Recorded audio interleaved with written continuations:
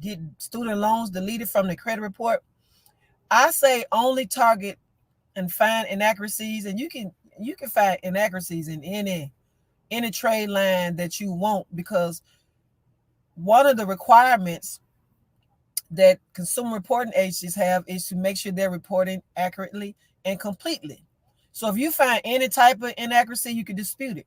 But a lot of times when you dispute, especially when you're not disputing with the consumer reporting agencies and you're disputing with the actual creditors or the companies, the debt collectors, or the companies that lended you the money, you run the risk of them closing your account. So when you dispute something, make sure you make it known to them that you don't want the account closed. You just want them to correct, or you want them to fix whatever errors on their credit report.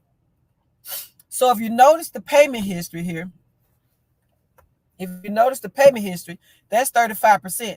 You can potentially earn up to 357.5 points by itself. So if you're sitting, and I'm just gonna give you an example, if you're sitting at a credit score of I'm gonna say 400, and you get rid of all your late payments, your collections, anything dealing with payment history, and you get that fixed, deleted, removed, or whatever you choose to do to get remedy, you could potentially be at in the 700 just by fixing the late payments and the collections that's included or reporting derogatory and negative inside of your credit report.